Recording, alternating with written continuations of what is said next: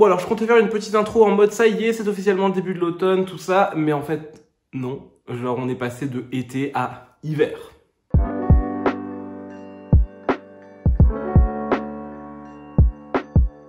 Et salut à tous, j'espère que vous allez bien. Alors, aujourd'hui on se retrouve pour une vidéo update lecture, j'ai l'impression que ça fait un bail que je vous en ai pas faite. Et aujourd'hui je vais vous faire une petite review de 3 romans. 3 romans que j'ai lus récemment, un que j'ai lu cet été et 2 là que j'ai lus début septembre. Et on va commencer tout de suite avec un roman que j'ai adoré, un roman coup de cœur et vraiment j'ai très hâte de lire le tome 2. Il s'agit de La Cresserelle de Patrick Morand, édité aux éditions Mnemos. Alors La Cresserelle, ça fait genre un bail je pense que je vous en parle et que je vous dis que j'ai très envie de le lire. Et au final, j'ai fini par me l'offrir cet été. Alors comme je vous le disais dans ma dernière vidéo, dans ma vidéo FAQ, quand j'ai des genres de pannes de lecture, je me suis rendu compte que j'arrivais à les résoudre en achetant un autre livre qui me faisait très envie et en commençant directement après l'avoir acheté. Et c'est ce que j'ai fait avec ce livre-là. Vraiment... courant juillet et début août, j'ai eu vraiment cet instant de j'arrive plus à lire, je prends plus le temps de lire, je passais mon temps sur les jeux vidéo et vraiment genre j'ai passé tout le mois de juillet et début août à ne rien lire du tout. Et je me suis dit allez, pour me remettre dans le bain, je m'en offre un, je me suis offert celui-ci et je me suis plongé dedans directement et ça a été tellement un plaisir, j'ai adoré ce roman, j'ai adoré m'investir dedans et j'ai surtout adoré la plume de Patrick Morand que j'ai trouvé hyper originale. Alors on va commencer par l'histoire. La Cresserelle, ça nous raconte l'histoire de la Cresserelle et qui vit dans un monde, on est dans un monde assez fantastique médiéval et la Cresserelle c'est une femme extrêmement redoutable, une femme dont on a peur et une femme qui est aussi parfois recherchée. Pourquoi? Parce qu'en fait, quand elle était un peu plus jeune, elle a fait un pacte avec une entité qui est issue, on va dire, de l'extérieur. Parce qu'en fait, dans la Cresserelle, le monde dans lequel les humains évoluent s'appelle la Perle. Donc tout ce qui est dans la Perle, c'est vraiment un monde, on va dire, entre guillemets, paisible, ou du moins dans lequel les humains peuvent évoluer. Et tout ce qui est en dehors de la Perle, faut voir ça comme un monde de néant, de chaos, de forces occultes, vraiment quelque chose... dans lequel il n'est pas possible de vivre. Et donc, pour en revenir à l'histoire, la Cresserelle a fait un pacte, quand elle était plus jeune, avec une entité issue donc du monde extérieur. Et grâce à cette entité, elle a acquis des pouvoirs qui lui a permis de survivre. Alors, je ne vous dis pas à quoi, ce sera à vous de le découvrir dans le roman. Sauf que depuis, en contrepartie, cette créature demande à la Cresserelle du sang. Et donc, on va dire que la vie de la Cresserelle est jalonnée de contrats qu'elle effectue avec donc, cette créature qui survit en partie en elle et qui lui demande de tuer des gens, des personnes bien précises. Et donc, pour ne pas mourir et pour continuer de garder les pouvoirs qui lui ont permis de survivre, la Cresserelle est obligée de se plier à la volonté de cette créature du chaos et donc de tuer parfois de pauvres innocents. On va donc suivre la Cresserelle qui est vraiment totalement torturée entre son besoin de survivre et son obligation de tuer des gens. Et la Cresserelle essaye en secret, sans que la créature ne s'en rende compte, de trouver un moyen de se séparer d'elle. Voilà, c'est en gros tout ce que je peux vous dire sur l'histoire. Vous imaginez bien qu'en essayant de se séparer de cette créature qui est liée à elle, elle va engendrer un tas d'événements absolument chaotiques. Et croyez-moi, c'est le moins qu'on puisse dire. Et ça va l'emmener dans des aventures absolument dingues. Enfin vraiment, moi j'ai adoré suivre ce personnage auquel je me suis vraiment beaucoup attaché. C'est un personnage qui a beaucoup d'état d'âme, qui est vraiment tiraillé entre son désir absolu de survivre et en même temps son refus de tuer des gens, et en même temps son obligation de les tuer. La Cresserelle, c'est une femme qui pense beaucoup, qui philosophe beaucoup, donc il y a une dimension très métaphysique et parfois même philosophique dans le livre, donc il faut être plutôt bien accroché. Il faut aimer les livres où on nous demande nous-mêmes de réfléchir et de nous représenter des choses et de prendre du recul sur notre lecture, parce qu'on n'est pas dans une narration où on va suivre typiquement le personnage et ses aventures. On va beaucoup suivre ses états d'âme, sa manière de voir les choses, et on va suivre voilà, des événements qui sont assez difficiles à se représenter, tant il y a vraiment ce côté très métaphysique, très je prends du recul, les mondes parallèles, tout ça. Faut être plutôt bien accroché dans sa lecture, mais vraiment moi j'ai trouvé ça hyper fluide, hyper clair, et j'ai adoré la plume de Patrick Morand et sa manière de narrer cette histoire que j'ai trouvé dingue, et moi je suis rentré dedans tout de suite et ça m'a beaucoup plu et j'ai dévoré les pages à une vitesse folle. Alors je vous parle beaucoup de la Cresserelle, mais ce n'est pas l'unique personnage qu'on va suivre. Assez rapidement dans l'aventure, je ne vous dis pas qui et je ne vous dis pas de quelle manière, mais la Cresserelle va se trouver c'est pas vraiment une amie, mais elle va se trouver plutôt une partenaire qui va l'aider dans sa quête bien malgré elle. Et pareil, j'ai beaucoup aimé cet autre personnage, j'ai adoré leur duo et leur relation qui est très compliquée parce que, vous allez le voir si vous lisez le roman, elles commencent comme étant ennemies en se détestant et au final, elles se rendent compte que pour survivre, il va bien falloir qu'elles trouvent un terrain d'entente. Et à côté, on va suivre et comprendre les états d'âme de la Cresserelle et on va se dire, ouais, je comprends pourquoi tu l'embarques avec toi et pourquoi vous êtes obligés d'être partenaires. Et voilà, c'est une relation très complexe qui va se créer, mais j'ai trouvé que cette relation était vraiment belle et extrêmement sincère et extrêmement humaine. Et voilà, j'ai vraiment adoré cette relation entre ces deux protagonistes principaux et j'ai hâte de les retrouver dans le tome 2 qui s'intitule Les 6 cauchemars et qui est déjà disponible et apparemment il y en aura un troisième. Donc autant vous dire que je vais me faire la trilogie entière, c'est sûr. Dernière chose, au niveau du système de magie, parce que vous vous doutez bien que dans un livre de fantasy peuplé de créatures du chaos, il y a de la magie, et il y en a d'ailleurs pas mal.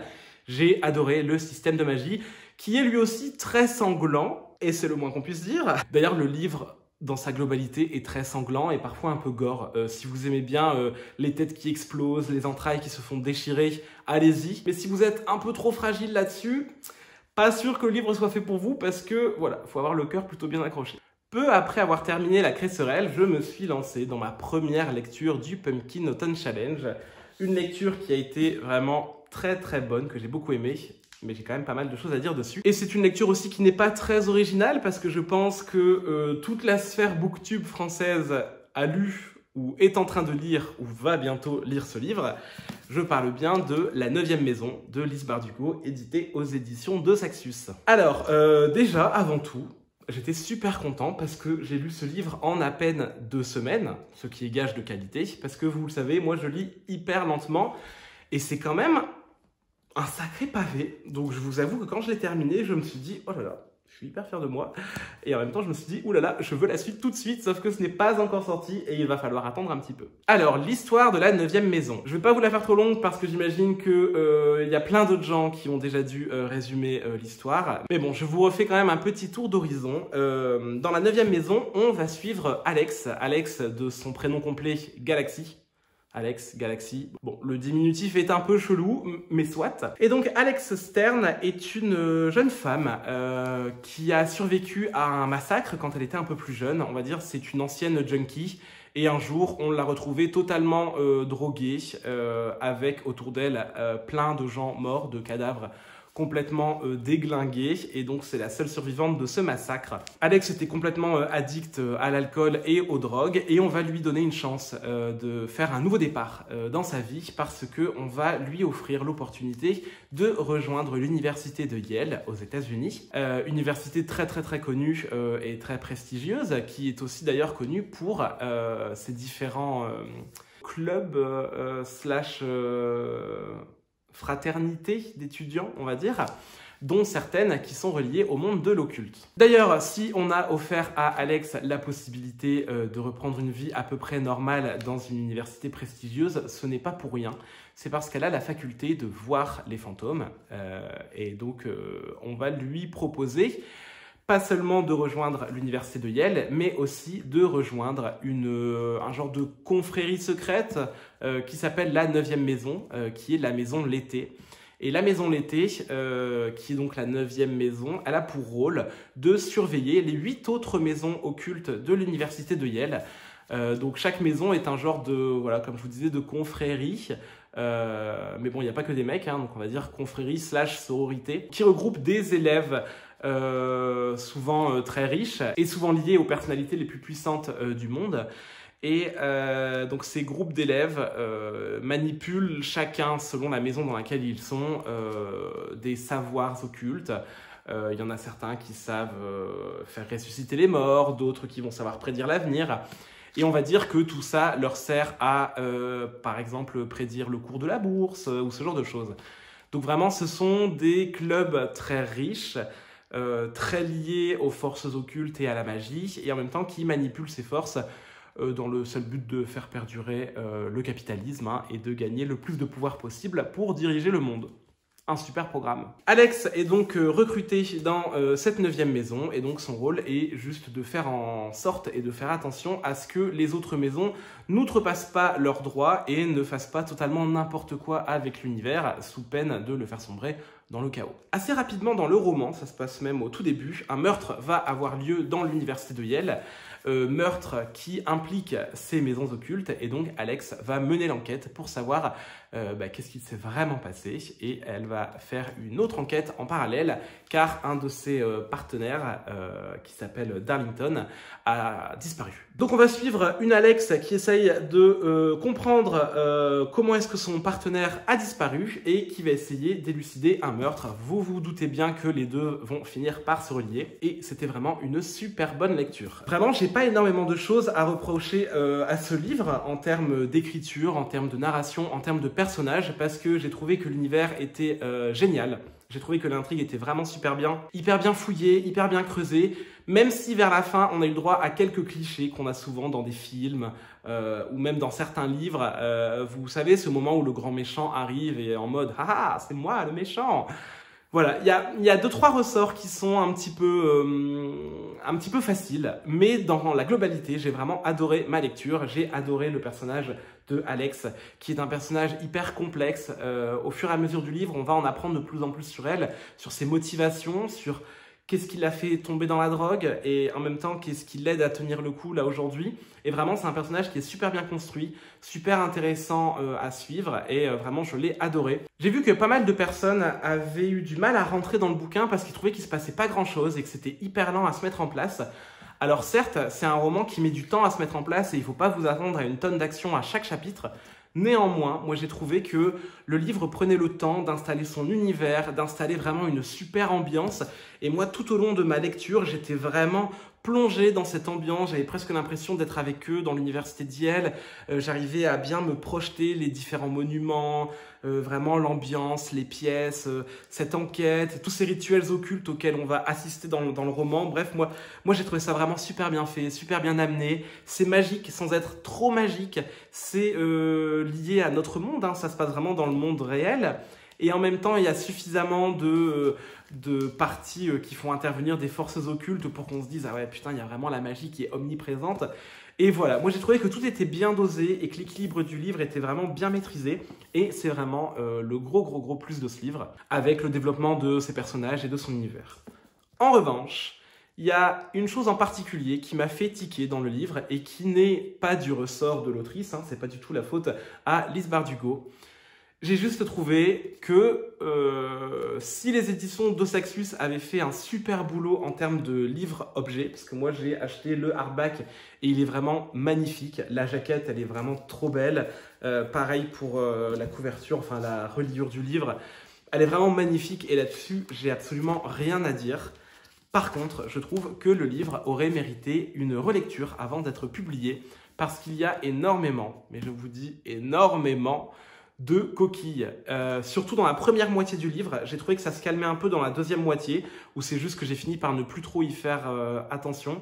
Mais dans la première partie du livre, il y a vraiment énormément de coquilles, et c'est pas seulement des fautes, parce qu'au final, en y repensant bien, j'ai pas vu énormément de fautes d'orthographe ou de fautes de grammaire, mais il y a beaucoup de coquilles, genre il manque un mot. Il y a des phrases où il manque un mot. Il y a d'autres phrases où il y a un mot de trop. Comme si le traducteur s'était dit « Ah, je vais traduire ça comme ça. Ah bah non, en fait, je vais le traduire autrement. » Mais qu'il n'avait pas supprimé le début de sa phrase. Vous voyez un petit peu le délire? Et parfois, il y a des mots qui sont doublés. Bon, ça encore, c'est un peu moins grave. Mais par exemple, elle s'approcha de la maison. Maison.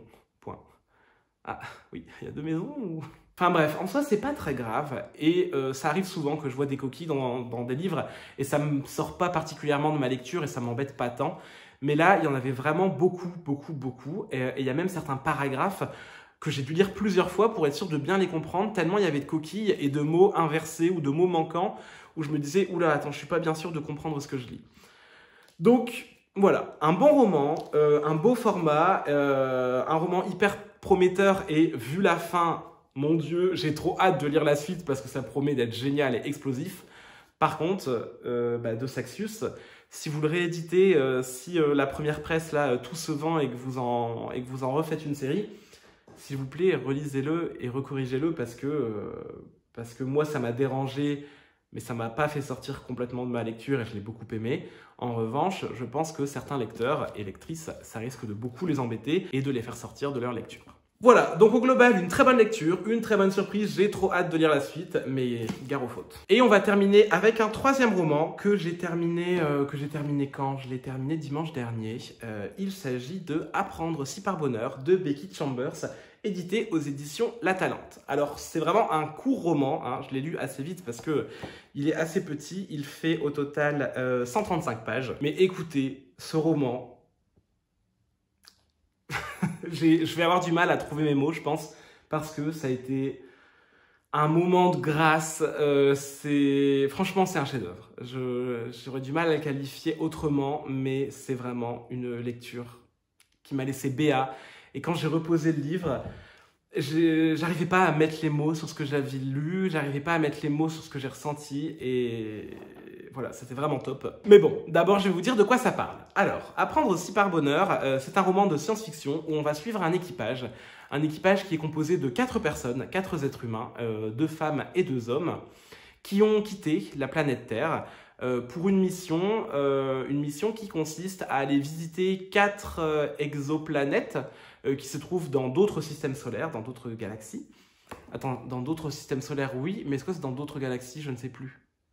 Bref, c'est vraiment loin de chez nous, quoi. Alors pourquoi est-ce qu'ils doivent aller visiter ces planètes? Vous me direz, eh bien c'est parce que ces planètes sont susceptibles d'abriter la vie. Et donc, eh bien, au nom de la connaissance et du savoir, on veut aller savoir qui vit là-dessus, quel genre de créatures, d'animaux, est-ce qu'il y a des êtres qui nous ressemblent, tout ça. Enfin bref, voilà, c'est un livre vraiment sur l'exploration et sur le savoir scientifique. Donc cet équipage va quitter la planète Terre, la quitter d'une manière pas facile, parce qu'ils partent pour un voyage qui va durer 60 ans aller et 60 ans retour dans leur vaisseau. Alors vous allez me dire, comment est-ce qu'ils vont faire pour survivre pendant 120 ans? En fait, ils sont mis dans un état de stase quand ils vont dans ce vaisseau. Et donc, les 60 ans de déplacement vers ces autres planètes, pour eux, physiquement, ça ne les fait vieillir que de 2 ans.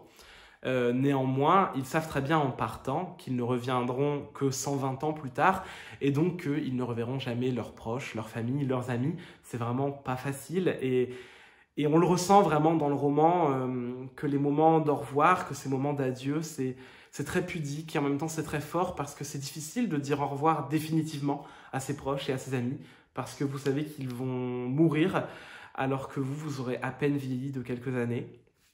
Néanmoins, voilà, au nom du savoir et au nom de la science, cet équipage va partir pour visiter ces planètes.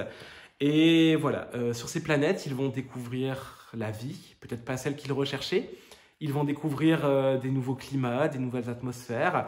Ils vont découvrir certains dangers parce que voilà, c'est pas tous les jours facile la vie dans l'espace. Ils vont apprendre à se supporter les uns les autres, à toujours être bienveillants et à toujours être soudés, même dans les moments où c'est pas simple. Et vraiment, c'est un livre qui est plein de morale, sans faire de la bien-pensance. Il nous invite à réfléchir, à prendre du recul sur notre manière de vivre, notre manière de consommer, notre manière de concevoir même la conquête spatiale. Parce que justement, en fait, là je vous parle de conquête spatiale. Dans le livre, à aucun moment on va venir parler de conquête. Parce que leur but, ce n'est pas d'aller visiter des planètes en se disant « Ah, bah, est-ce qu'on va pouvoir aller vivre là-dessus ?» Non, leur but, c'est d'aller sur des autres planètes, de les étudier sans laisser une trace de leur passage parce qu'ils ne veulent pas... modifier toute la faune, la flore, enfin, ils ont vraiment peur que leur arrivée ait un impact écologique sur ces planètes-là, et donc leur but c'est de vraiment d'éviter le plus possible d'avoir un impact écologique sur la planète, d'étudier et de repartir. Et ça, vraiment, j'ai trouvé que c'était extrêmement nouveau, parce que souvent dans des livres, quand un équipage va visiter des exoplanètes ou des planètes potentiellement habitables, c'est vraiment pour y aller en mode colonisation, tout ça. Et là, c'est pas du tout le but de ce livre, c'est vraiment l'étude et la réflexion. Et j'ai trouvé ça très beau, parce que c'est très humain de se dire « Ah, si on peut aller vivre là-bas, ben on va y aller et on va s'installer. » Alors qu'en fait, non. Parce qu'aller s'installer ailleurs, bah, ça signifie quand même détruire partiellement une culture qui est déjà installée là-bas, d'avoir un impact très fort et de tout transformer, alors qu'au final, de quel droit est-ce qu'on peut se permettre de faire ça? Et c'est vraiment plein de questions qui sont abordées en seulement 135 pages et qui nous donne tellement de matière à réfléchir, à prendre du recul et à se poser des questions. Et vraiment, j'ai adoré. Après, je vais être honnête, j'ai eu du mal à rentrer dedans parce que après avoir lu il y a quelques années L'espace d'un an de Becky Chambers, qui est quelque part dans ma bibliothèque et dont je vous avais pas mal parlé dans une vidéo, je pensais vraiment retrouver le même type d'histoire, suivre vraiment à fond cet équipage et comment est-ce qu'ils vivent, alors que là on est un peu moins dans la vie de l'équipage, mais un peu plus voilà, dans les questionnements humanitaire, écologique et scientifique de cet équipage. Et pareil, au dos, on nous parle donc de SF positive, parce que c'est vrai que Becky Chambers a vraiment ce regard très positif sur l'humanité. On sent qu'elle a espoir en nous, et ça fait du bien, ça fait vraiment beaucoup de bien à lire. Mais voilà, je pense qu'au début, je partais avec un peu trop d'attente et je pensais vraiment retrouver quelque chose de très similaire à L'espace d'un an. Donc sur les 20 ou les 30 premières pages, j'ai été un peu perdu, déboussolé et même déçu parce que je me suis dit « Ah, c'est pas à ça que je m'attendais ». Mais bon, j'ai continué et en fait, ça a été vraiment une claque incroyable parce que voilà, comme je vous l'ai dit, ça m'a fait réfléchir à plein de choses, ça m'a fait prendre du recul, ça m'a fait pleurer et ça m'a d'ailleurs fait pleurer, même pas genre à la fin, il y a juste des passages au milieu, aux 2/3 du livre où vraiment tout ce que cet équipage vit, leurs relations et en même temps leurs découvertes et leurs questionnements, tout m'a vraiment beaucoup touché dans ce livre et chose à laquelle je n'étais absolument pas prêt avec Becky Chambers. Comme je vous le disais, on nous parle de SF positive, mais il y a des moments qui m'ont fait flipper. Alors pas flipper en mode je lis un Stephen King, mais plutôt flipper pour eux, pour leur survie, pour leur intégrité. Je me disais mais comment est-ce qu'ils vont s'en sortir? Il y a un moment, alors je ne vous spoil pas, mais il y a un moment où tout leur semble perdu, ils sont bloqués dans leur vaisseau, ils peuvent pas en sortir. Et tout ce qui se passe à l'extérieur, ça fait putain de peur quand même si. Et on se dit mais comment est-ce qu'ils vont faire? Et on se met à leur place, on se dit putain, t'es à des années-lumière de chez toi, t'es enfermé dans un vaisseau, tu sais pas comment faire, et il commence à y avoir des conflits entre les 4 personnes, et ils n'arrivent plus à vivre ensemble, et tu te dis, mais à leur place, mais moi là je serais en crise d'angoisse par terre, je pourrais même plus respirer en fait. Et vraiment, il y a des moments qui m'ont serré le cœur, et où je me suis dit, putain c'est horrible, et au final, bon, ça reste du Becky Chambers, et ça finit toujours par s'arranger, mais à quel prix? Et voilà, vraiment un très beau roman qui va vous faire réfléchir, vous faire prendre du recul, vous questionner sur vous-même et sur l'humanité. Et voilà, ça parle vraiment de plein de choses et j'ai trouvé ça dingue que ça soulève autant de sujets en si peu de pages. Parce qu'en 135 pages, réussir à aborder autant de choses, quel talent, vraiment. Si vous hésitiez, n'hésitez plus. Et lancez-vous dans Apprendre aussi par bonheur parce que vraiment vous ne serez pas déçus. Et si vous n'avez jamais lu de Becky Chambers, ça peut être un très bon moyen d'entrer dans son univers et dans sa plume parce que voilà, c'est hyper court, c'est hyper efficace. Que demande le peuple? Moi, ça m'a donné envie d'ailleurs de continuer la saga des Wayfarers. Donc le premier tome, c'était L'espace d'un an et je n'ai jamais lu la suite. Et je vous avoue que quand j'ai eu terminé celui-là, je me suis dit, oulala, faut que je lise plus souvent du Becky Chambers parce que ça fait du bien en fait. Enfin voilà, c'est tout pour la présentation et la petite update de ces 3 romans. J'espère vraiment que ça vous aura plu. N'hésitez pas à me dire dans les commentaires lequel vous a donné le plus envie. Et puis si vous les avez lus, pareil, n'hésitez pas à me dire ce que vous en avez pensé. Sur ce, moi je vous laisse. On se retrouve très bientôt pour une prochaine vidéo qui sera un update graphique. Parce que en fait, au départ, je voulais vous faire un update global. Sauf qu'il y avait vraiment beaucoup trop de livres. Donc je me suis dit, on va faire une première partie roman et une deuxième partie graphique. On se retrouve donc très bientôt. D'ici là, portez-vous bien, faites de belles lectures. Et moi, je vous dis à très bientôt. Ciao.